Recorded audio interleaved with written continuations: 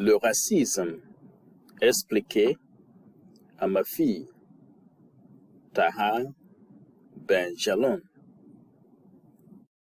Et papa, c'est quoi le racisme? Le racisme est un comportement assez répandu, commun à toutes les sociétés, devenu, hélas, banal dans certains pays, parce qu'il arrive qu'on ne s'en rende pas compte. Il consiste à se méfier et même à mépriser des personnes ayant des caractéristiques physiques et culturelles différentes de nôtres. Quand tu dis commun, tu veux dire normal? Non, ce n'est pas parce que un comportement est courant qu'il est normal. En général, l'homme a tendance à se méfier de quelqu'un de différent de lui. Un étranger, par exemple, c'est un comportement aussi ancien que l'être humain. Il est universel. Cela touche à tout le monde. Si ça touche à tout le monde, je pourrais être raciste. D'abord, la nature spontanée des enfants n'est pas raciste. Un enfant ne naît pas raciste. Si ses parents ou ses proches n'ont pas mis dans sa tête des idées racistes, il n'y a pas de raison pour qu'il le devienne. Si, par exemple, on te fait croire que ceux qui ont la peau blanche sont supérieurs à ceux dont la peau est noire, si tu prends au sérieux cette affirmation, tu pourrais avoir un comportement raciste à l'égard des Noirs. C'est quoi être supérieur? C'est, par exemple, croire du fait qu'on a la peau blanche, qu'on est plus intelligent que quelqu'un dont la peau est d'une autre couleur, noir ou jaune. Autrement dit, le trait physique du corps humain qui nous différencie les uns des autres n'implique aucune inégalité. Je crois que je pourrais devenir raciste. Le devenir, c'est possible. Tout dépend de l'éducation que tu auras reçue. Il vaut mieux le savoir et s'empêcher de l'être. Autrement dit, accepter l'idée que tout enfant et tout adulte est capable un jour d'avoir un sentiment et un comportement de rejet à l'égard de quelqu'un qui ne lui a rien fait, mais qui est différent de lui. Cela arrive souvent. Chacun d'entre nous peut avoir un jour un mauvais geste, un mauvais sentiment. On est agacé par un être qui ne nous est pas familier. On pense qu'on est mieux que lui. On a un sentiment soit de supériorité, soit d'infériorité par rapport à lui. On le rejette. On ne veut pas de lui comme voisin, encore moins comme ennemi, simplement parce qu'il s'agit de quelqu'un de différent. Différent? La différence, c'est le contraire de la ressemblance, de ce qui est identique. La première différence manifestée est le sexe. Un homme se sent différent d'une femme, et réciproquement. Quand il s'agit de cette différence-là, il y a en général l'attirance. Par ailleurs, celui qu'on appelle différent a une autre couleur de peau que nous, parle une autre langue, cuisine autrement que nous, a d'autres coutumes, une autre religion, d'autres façons de vivre, de faire la fête. Il y a la différence qui se manifeste par les apparences physiques, la taille, la couleur de la peau, le trait, le visage, et puis il y a la différence du comportement, de mentalité, de croyance. Alors, le racisme n'aime pas la langue, la cuisine, les couleurs qui ne sont pas les siennes. Non, pas tout à fait. Un raciste peut aimer apprendre d'autres langues parce qu'il en a besoin pour son travail ou ses loisirs. Mais il peut porter un comportement négatif et injuste sur le peuple qui parle sa langue. De même, il peut refuser de louer une chambre à un étudiant étranger, vietnamien par exemple, et aimer manger dans des restaurants asiatiques. Le raciste est celui qui pense que tout ce qui est trop différent de lui la menace dans sa tranquillité.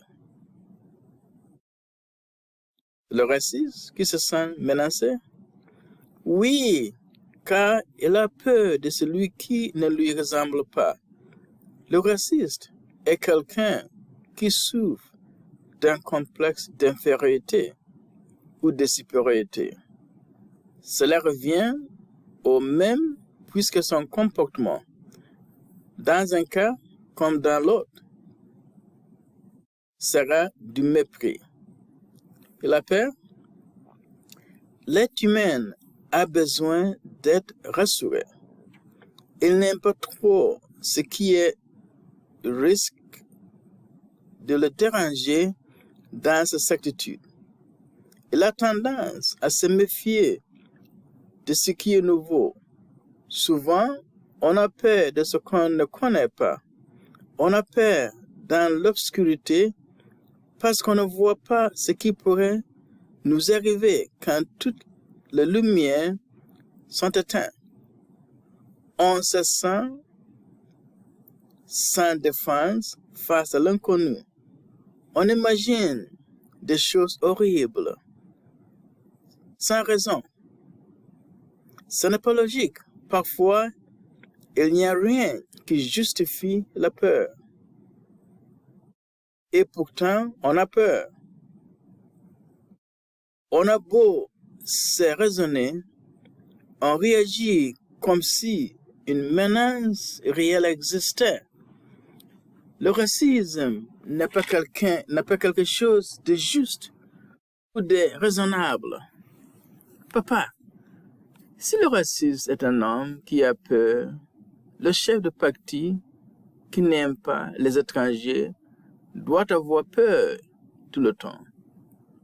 Pourtant, chaque fois qu'elle apparaît à la télévision, c'est moi qui ai peur. Il hurle, menace le journaliste et tape sur la table. Oui, mais le chef dont tu parles est un homme politique, connu par son agressivité. Son racisme s'exprime de manière violente. Il communique aux gens mal informés des informations fausses puisqu'il a peur. Il exploite la peur, parfois réelle des gens. Par exemple, il est dit que les immigrés viennent en France pour prendre le travail de Français, toucher les allocations familiales et à faire soigner gratuitement dans les hôpitaux. Ce n'est pas vrai. Les immigrés font souvent les travaux que refusent les Français, payent les impôts et cotisent pour la sécurité sociale. Ils ont droit aux soins quand ils tombent malades. Si demain, par malheur, on expulsait tous les immigrés de France, l'économie de ce pays s'écroulerait. Je comprends. Le raciste a peur sans raison. Il a peur de l'étranger, celui qu'il ne connaît pas. Surtout si cet étranger est plus pauvre que lui. Il se méfie plus d'un ouvrier africain qu'un milliardaire américain. Et encore, quand un ami d'Arabie vient passer des vacances sur la Côte d'Azur, il est accueilli à bras ouverts. Parce que celui qu'on accueille, ce n'est pas l'arabe, mais l'homme riche venu dépenser de l'argent. Alors maintenant, vous allez écouter l'enregistrement que j'ai fait plusieurs fois et essayer de lire le texte avec votre partenaire. Et dès que vous avez fini, vous allez essayer de répondre aux questions qui se trouvent sur votre page de classe Teams. Alors, après la lecture, vérifiez votre compréhension. Question numéro 1. Pourquoi le racisme est-il considéré comme banal dans certains pays? English translation. Why is racism considered to be too common in certain countries? Question numéro 2. Selon Taha Ben-Jelloun, d'où viennent les idées sur lesquelles repose le racisme? En anglais. So according to the author Taha Ben-Jelloun, where do some of these ideas of racism come from? Question numéro 3. De qui l'homme a-t-il tendance à se méfier? So this is simple asking. So according to the author, men or women generally have the tendency to make mockery of who? Numéro 4. Un exemple de supériorité des uns par rapport aux autres. So the question is simply asking, give examples of superiority of one group of people, another group of people in the text. Question number 5, question numéro 5. Quel est le premier exemple de différence? In English, what is the first example of human differences that the author talks of? And 6.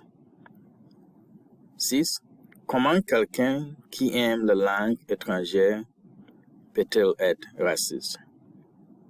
En anglais, how does someone who likes foreign languages still remain a racist? And 7. Que dit Taha Ben-Jelloun de jugement porté? So, according to the author,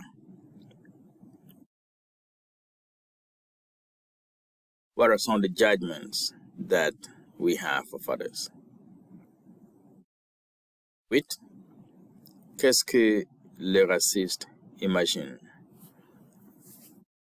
In English, what do racists imagine in the text? Question numéro 9.